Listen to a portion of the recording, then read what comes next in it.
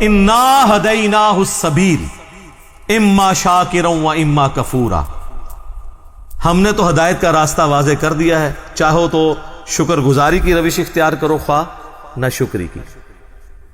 اچھا، لیکن اس سے یہ بات نہ سمجھ لیجئے گا کہ اللہ کو کوئی پرواہ نہیں ہے، ٹھیک ہے وہ گناہگاروں کو بھی بخش دے گا، مجرمین کو بھی بخش دے گا، اور نیکوکاروں کو تو اس نے بخشنا ہے۔ نہ، اس طرح نہیں ہے۔ اور اکثر لوگ کہہ رہے ہوتے ہیں او جی اللہ نے ساڑی نمازہ نہیں چاہیے دیا، استغفر اللہ، یہ بات آپ کیوں بولتے ہیں؟ یہ آپ کس کو بول رہے ہوتے ہیں؟ میری نماز تو نہیں کو پڑھ رہا نا، تو مجھے کیوں سنا رہے ہو؟ جس کی پڑھ رہے ہو اس کو سناؤ، اللہ کی پڑھ رہے ہو نا۔ تو اللہ نے کب کہا ہے کہ مجھے تیری نمازیں چاہیے؟ کہیں کہا ہے؟ اللہ کہتا ہے تمہیں تمہارے لیے نمازیں چاہیے۔ اس فلسفے کو اللہ تعالیٰ نے سورہ الزمر میں بیان کی ہے، مسئلہ تقدیر بھی حل کرنے والی یہ آیت ہے، اور سارے مسئلے، یہ اکثر لوگ کہتے ہیں نا جو کچھ ہو رہا ہے نا جی اللہ کی مرضی سے ہی ہو رہا ہے جی، یہ اکثر آپ سنتے ہوں گے کہ دنیا میں جو کچھ ہو رہا ہے نا جی اللہ کی مرضی سے ہو رہا ہے۔ نہیں سر، ایسے نہیں ہے، اللہ کی مرضی سے نہیں ہو رہا، اللہ کی اجازت سے ہو رہا ہے۔ اللہ کی مرضی ہے یہ کہ لوگ زنا کریں، اجازت ہے کہ کر لو، یہ نہیں ہوگا کہ جسم پہ فالج گرے، لیکن آخرت میں چھوڑوں گا نہیں۔ شراب پینی ہے پی لو، چمڑی اتار دوں گا آخرت میں، یہ نہیں ہوگا کہ شراب کی بوتل پکڑو تو ہاتھ پہ فالج گر پڑے، ایسے نہیں ہوگا۔ اجازت ہے، نیکی کرنی ہے کرو، برائی کرنی ہے کرو، مرضی نہیں ہے۔ مرضی یہی ہے کہ پیغمبروں کا راستہ اختیار کرو۔ یہ فلسفہ جو ہے نا سورہ زمر میں بیان ہوا ہے، آیت نمبر 7۔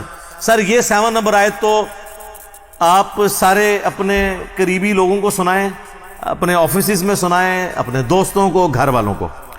ان تکفروا فإن اللہ غنی عنکم، دیکھو اگر تم اللہ کا کفر کرو گے، ناشکری کی زندگی گزارو گے، تو یاد رکھنا اللہ بے پرواہ ہے، اللہ کو کوئی فرق نہیں پڑے گا۔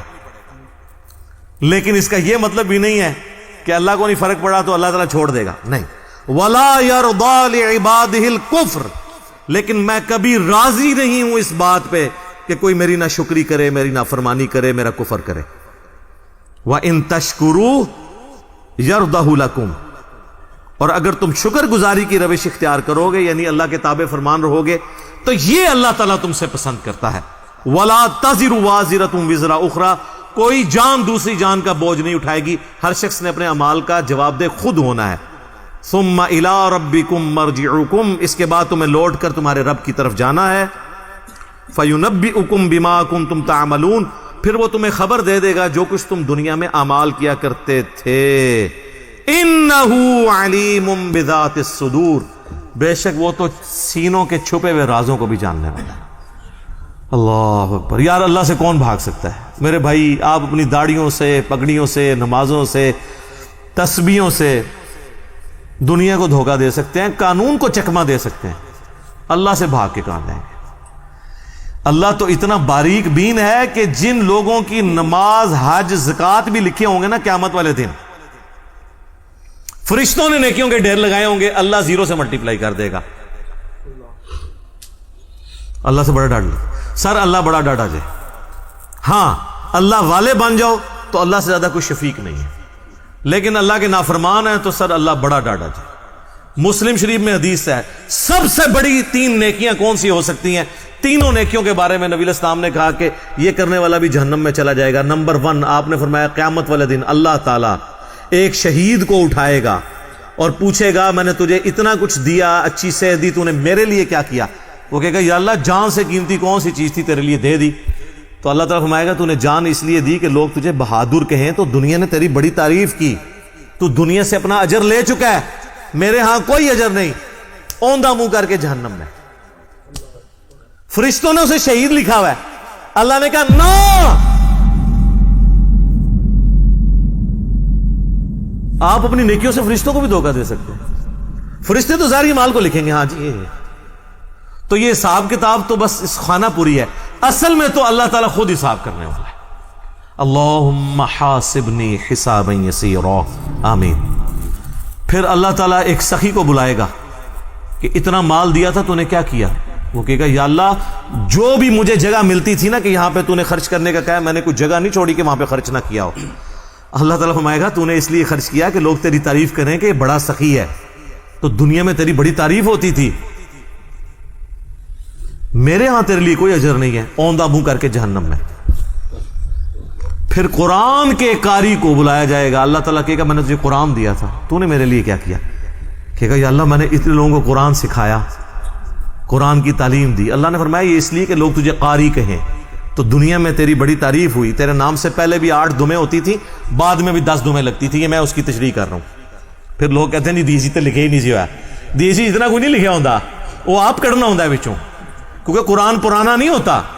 قرآن اگر نبی اسلام کے زمانے میں بات ہو رہی ہے نا سورۃ الانفال میں کہ اپنے جو گھوڑے ہیں وہ جہاد کے لیے تیار رکھو، تو آج گھوڑوں کو ہم میزائل میں اور ایئر کرافٹس کی فارم میں اس کو ترجمے اور تشریح میں بیان کریں گے، ہمیں یہ کوئی گلا نہیں کرے گا یہ قرآن میں گھوڑے لکھا سی تسی یہ کیوں بیان کیتا ہے، تو تسی کھوتے نہ بنو، اپنی عقل بھی استعمال کرو، وہ تو ڈاکٹرین ہوتی ہے۔ اللہ تعالیٰ اس کو اوندھا منہ کر کے جہنم میں پھینکے گا۔ سر ان 3 بڑی نیکیوں سے بڑی کو نیکی کسی کو پتا ہے تو مجھے بتا دے، شہادت سے بڑی کوئی نیکی نہیں ہے، سب سے قیمتی چیز اللہ کو دے دینا، جان، اللہ کی راہ میں مال لوٹانا۔ قرآن میں نماز کے ساتھ آلموسٹ ہر جگہ انفاق فی سبیل اللہ کا حکم آیا۔ اور تیسرا قرآن کی تعلیم، وہ تو سر بخاری میں حدیث ہے تم میں سب سے بہتر وہ جو قرآن سیکھے اور سکھائے۔ ان 3 نیکیوں سے بڑی کو نیکی پاسبل نہیں ہے، لیکن 0 سے ملٹیپلائی، کیونکہ اللہ کے لیے نہیں کی۔ مسند احمد میں حدیث ہے جس نے دکھلاوے کے لیے روزہ رکھا اس نے شرک کیا، جس نے دکھلاوے کے لیے نماز پڑھی اس نے شرک کیا، اور جس نے دکھلاوے کے لیے صدقہ کیا اس نے شرک کیا۔ کی نیکی ہو گیا شرک، یہ کیا بات ہوئی؟ نماز کیسے شرک ہو گئی؟ نماز تو اللہ کی ہوتی ہے، پڑھی بھی اللہ کے لیے لیکن دکھانے کے لیے کسی کو۔ ہمارے ایک ایکس پریزیڈنٹ تھے نا، مجھے ان کی پالیسی سے تو بہت اختلاف ہے، جنرل ضیاء الحق، لیکن ایک مذہبی آدمی تھے، ان کی وجہ سے ہماری فوج کے اندر کافی ریفارمز آئیں، اور یہ بہت بڑا احسان ہے ان کا پاکستانی فوج کے اوپر، ورنہ ان سے پہلے کی فوج اور آج کی فوج میں بڑا فرق ہے۔ اب آپ کو مذہب کا رنگ غالب نظر آئے گا ہماری فوج کے اندر، اور جب فوج سے لوگ ریٹائر ہوتے ہیں تو میں تو سب سے زیادہ باقی اداروں کی نسبت ان لوگوں کو دیکھا ہے کہ پریکٹسنگ مسلمان ہیں، کیونکہ موت کو بڑا قریب سے دیکھ لیتے ہیں نا، تو بڑے بڑے لوگوں کی عقل ٹھکانے ہو جاتی ہے جب اپنے ساتھ آپ شہداء کی لاشیں اٹھاتے ہیں بارڈرز کے اوپر، تو بس انسان کو نظر آتی ہے یار کل تو یہ میرے ساتھ روٹی کھا رہا تھا، آج میں اس کے جسم کے لوتھڑے سمیٹ رہا ہوں، تو سب بڑے بڑے لوگوں کا قبلہ درست ہو جاتا ہے۔